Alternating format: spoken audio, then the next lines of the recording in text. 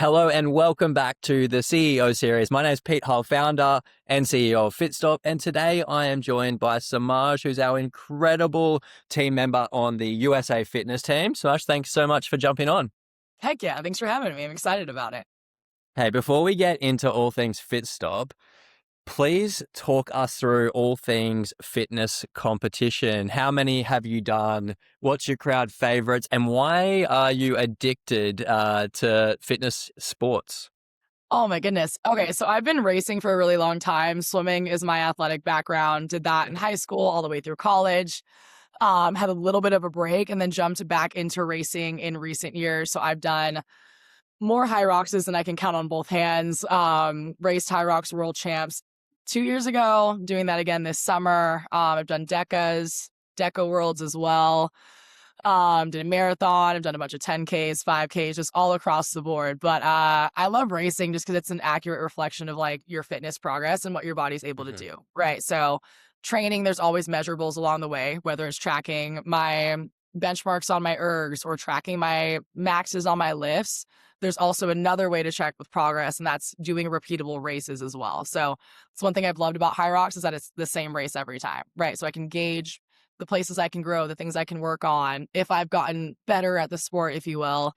So something that I personally love about racing is that on top of the challenge of like showing my body what it's capable of doing.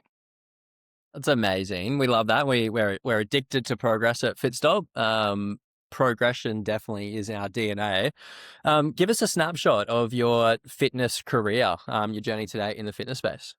Awesome. Yeah. So I've been coaching for 5 years now, graduated college 6 years ago. That gives kind of a timeline on the percentage of time that I've had in my adult life having been in the industry, but coached in a bunch of different places, some heart rate based products or heart rate based concepts. I've coached at strictly lifting concepts. And then in recent years, about 2 years now with Fitstop, generally across the board. I've coached athletic sports as well, was a collegiate swim coach for a year. Shortly out of college. So we've been all over the place. And what was your first experience like at Fitstop? How did you come across us? Ooh, so I actually had a friend who was a member and she invited me in to take a class and jumped in, took my first session. I loved the athletic based part of the training, right? I know I've seen a lot of members come in with that same mindset where it's like, hey, I used to be an athlete, came in, this gave me that team camaraderie feeling that I didn't even realize I missed. And I had a similar experience. I came in, I believe it was a perform session, came in with my friend. She and I took a session and the person training at the time asked me like, do you coach? And I was like, yeah. He was like, I want you to coach here. So that's kind of how that all happened. You do stand out in a crowd in a very good way, but I think there's this natural energy around you, and it comes out in, I guess, how you lean into different sports like HYROX, where you are definitely someone that's very competitive, but also very inclusive. Naturally, when you walk in the room, you are a coach's coach. You're coaching people, you're cueing, you're supporting, you're high-fiving, you're driving them or pushing them to be that little bit better. And I think you've got a very bright and long career ahead of yourself in the future space, and we're so proud to have you as one of our first team members in the US. Fitness for us is so important. The fitness department is the backbone of the business. We're so proud of the methodologies that we've built, the training style that we execute on, and ultimately the results it gets for our members. And that in turn means our retention model in our business is really, really strong. When we adhere to the program, we are actually coaching our members and we're helping them achieve results that they truly deserve. Mhm. Why did you want to elevate your career and take that next step to join the HQ team? Realistically, I love training and coaching in the sense of being able to, as you've already mentioned, right, is helping everyone, regardless of their fitness level, be able to be a little bit better. Every given day coming in, making that progress. And I kind of noticed that there was space for that in the fitness industry generally, right? Is like kind of being able to meet people where they are in a group setting and knowing that that's a space in which Fitstop can really excel and does excel. And just being able to take that step to now working with the trainers in the network on really, really fine that skill and continuing to up level the experience for everyone that walks into their doors. Yeah, that's really cool. Yeah, and again, it's an area that we invest heavily in at a Fitstop Lands. You work really closely with athletics team that are based out of Australia. How would you describe that? Give us a little insight into what it's been like to work with Tommy and Pap, and how that process has been for you. Awesome. Yeah, those guys, they are my dogs. I absolutely adore them. So yeah, Tommy and Pat, they are responsible, of course, for the programming, for curating kind of the bigger picture on the trainer development pieces. So essentially, we've been working hand in hand on essentially brainstorming whether it comes to different ways to up level trainers across the network, regardless of what continent we're on, or if that's more Mhm. so on a smaller scale of the US with where we're at. We chit chat through programming. I essentially am like the bridge between the US and Australia and the US and that team. So Yeah. feedback on programming, trainer development, all that jazz becomes kind of a space for us to chat through all that. I know there's one part, obviously a very large part, which is the programming. Mhm. But I guess dive deeper for me into some of those other topics you Yeah. discussed, because programming is one piece and we can distribute that. But it's actually making sure that we can upskill, educate our coaches, adhere to the program, get the knowledge out to our members, work with marketing team. Like, how would you explain, I guess, the key components within the fitness department that you're across? Awesome. Yeah. So of course, relaying feedback on programming is one piece, but Mhm. in addition to that, we've got trainer development and upskilling. So, working with Tommy and Pap on, hey, this is the programming for the next 3 months or the next 6 months. Where can we work with the trainers to be set to be deliver to set be set to be delivering these as impactfully as possible? So we'll Yeah. work hand in hand on curating that upskilling material to then be delivered to the trainers. In addition, we talk through member experience on the floor. I am coaching quite a few sessions throughout the week, so I'm able to see how these are Mhm. being received by the members and like, hey, the members are loving this layout. This timing scheme has been received well, so that they know how to then build out programming in the future to land really well with members. We're event planning together. So whether that's game day, which is our end of block workout, how can we create the best experience possible? Getting the perception or perspective from the guys who have designed the workout itself, right? Like how can we create the best experience around that? If it's global games, which is of course like Fitstop's upcoming, first upcoming really, really big like public facing competition, creating experience for that. So this all around like member experience, trainer up leveling is what we tag team on. And with your US lens, we'll shift back to just the programming as a whole.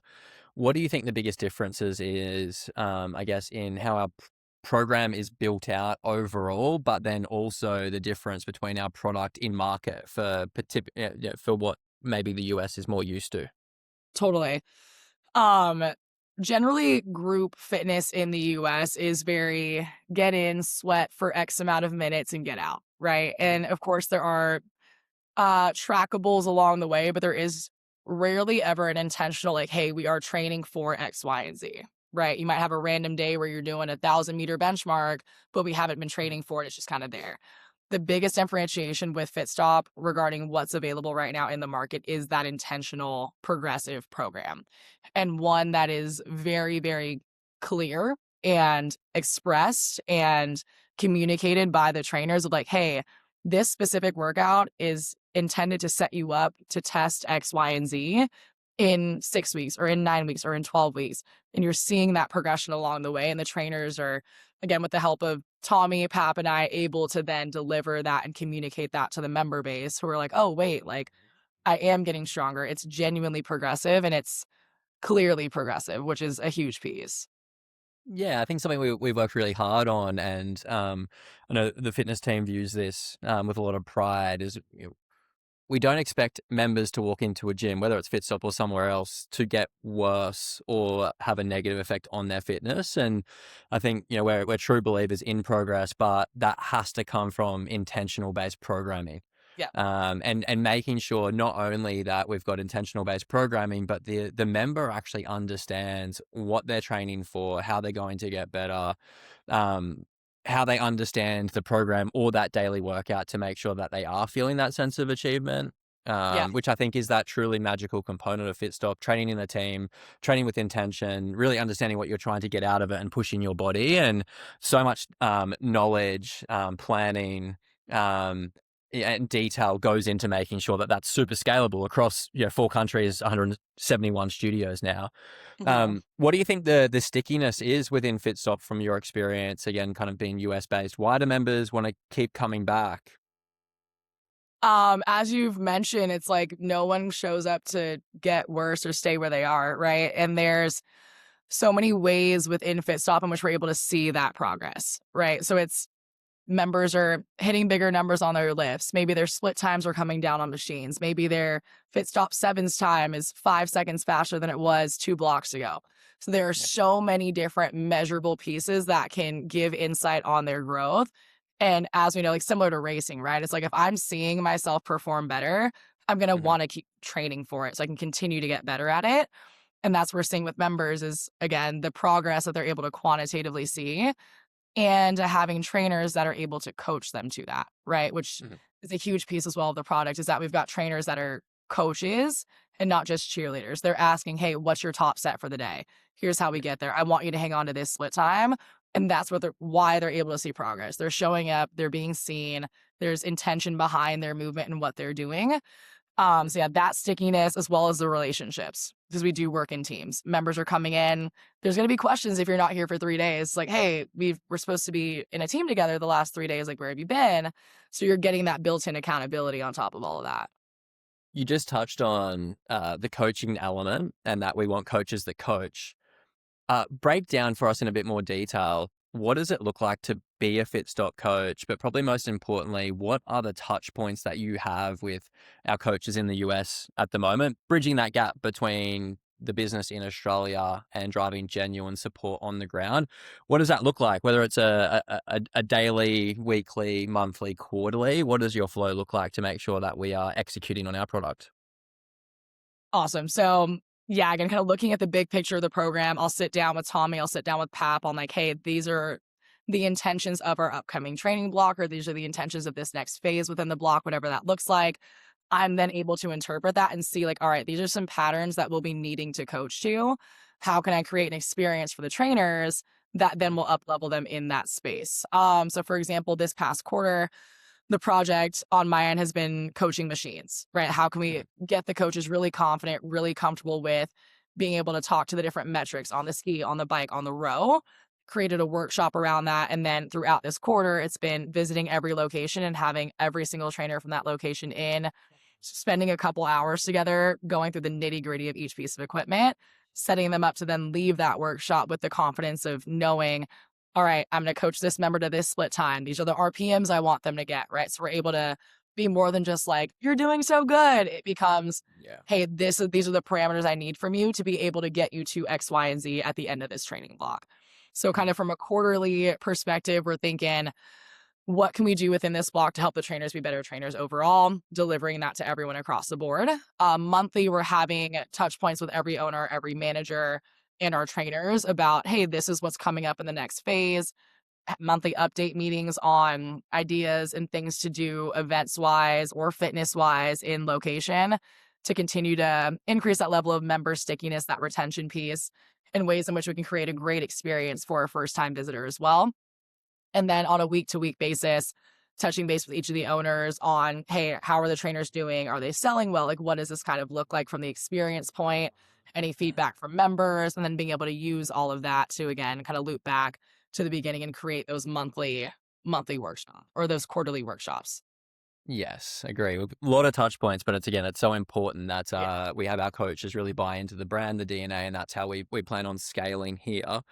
Let's touch on for a second our trainer accreditation. I guess we've got the academy, then you do in person, in depth day with our coaches, and then I guess from there it then rolls into holding accountability, perfect session scorecard, those kind of things. So what's that look like? Ooh, awesome. So trainer accreditation is essentially a big 6 hour day where we spend time with every single trainer, getting them up to date on all things Fitstop. So we'll spend the first half of that day going through everything theoretical. Hey, this is the DNA of the brand. These are the on paper steps on executing a perfect session. These are the methodologies that we use within our training for our lift progressions, our erg progressions, our cardio progressions. The back half of the day is then practical hands on. Like we are spending time as a group touching barbells, moving barbells, giving each other feedback on form, whether it's with a lift, with machines, with kettlebells, getting everyone very well acquainted and confident with the movements that we see on a regular basis, as well as, hey, if someone's doing the movement in a way that's not the most efficient, how can we give them touch points and feedback to get them moving more efficiently? So just a big day. It was all Fitstop, everything, both from the mental side of it and then also the physical on the floor coaching piece. And then, as mentioned, that rolls into our trainer scorecard. So that's something that's been updated as of this year. It's essentially almost a checklist for the trainers to assess where they are versus what the standard is that we're expecting as a brand. That said, the manager, the owner, other trainers can go in, deliver scorecards to one another. It's a super easy, like 1, 2, or 3 points for a number of categories. And from there, the trainer can reflect and be like, all right, cool. These are points where I can grow. These are things that I'm very strong in, right? And it's a way to keep the trainers continuing to want that growth and want that development and see themselves grow on paper as well. So it gives them more than that subjective feedback of like, hey, great class, right? Like, let's get this on paper. Let's get this trackable, just like we ask of the members and deliver to the members, right? It's that, again, quantitative growth where on paper in my Fitstop app, I can see my numbers growing over time. We're giving trainers that same ability with their progress as well, and then giving them the tools along the way with the workshops, with the monthly meetings, the overviews to be able to see that growth continue to trend upwards as well. Yeah, I love it. It's so important to have that continued education, continued progress. We're coaching and queuing that every day. We want that for ourselves, and I think you've been a prime example of it. Stepping into the studio, to get that member experience and to understand what we do, to then step in on the gym floor as a coach, to then be able to support our coaches in the US and work directly with the HQ team. How do you view trainer progression overall, and what's your advice to anyone maybe listening to this, or anyone that's thinking about building a business? Coaches are so important. What is that? How does that look like? The recruitment process, having people in, making sure they're really aligned with Fitstop. Awesome. Yeah. Always first step, of course, like getting them in to see the product, right? Anyone can be looking for a coaching role, but of course, a big piece of Fitstop is that coaching piece. And that comes from, as you've mentioned, buy-in, right? Do they come in? Do they genuinely love the product? Are they interacting with members? Is a very social group fitness environment. Kind of picking up on those kind of aspects, having a conversation of like, hey, what's your background? Have you been an athlete before? Are you aware of athletic training? What are your training methodologies? Ensuring that there's alignment there. And then, of course, rolling that into getting them into like a mock, overseeing what that would look like. Are they able to verbalize what's going on in the space here? And then with that continued growth to lean into that, it's mutual buy-in, right? If we invest in our trainers, which has been, again, kind of Fitstop investing in me to then deliver those upskilling opportunities with the trainers, they're going to be invested in you in return. And that's just like any relationship, right? Like the one-sided will eventually die off. If we can get both partners investing in one another, caring about one another's growth, that's just going to continue to blossom that relationship. It is for sure. Last question. What excites you about the next 12 months in Fitstop, in your role, all the things we have going on? That's such a tough question. There's so many things I'm excited about. But we're coming up on peak phase, so we get to see all of our members testing. We just opened a new location in LA, and this will be our first first time our members get a full training block under their belt. So excited to see how that goes with that location. Excited to open up a couple more Fitstops, get some more accreditations out and rolling. And yeah, just I feel like we have a really, really strong team fitness wise across the board right now. So just continuing to work with Tommy and Pap and working with those guys to continue to develop our trainers. But as of now, like we've seen a really, really big growth with all locations with the trainer buy-in, trainer performance, member retention, and just continuing to keep that ball rolling. But selfishly, I'm excited to go hang out with Tommy and Pap in person in like a week and a half. Yeah, I was going to add to that. So off to Australia in a week and a half or so to spend just over a week there with the guys. I'm so excited for you to see firsthand that DNA and what's been built.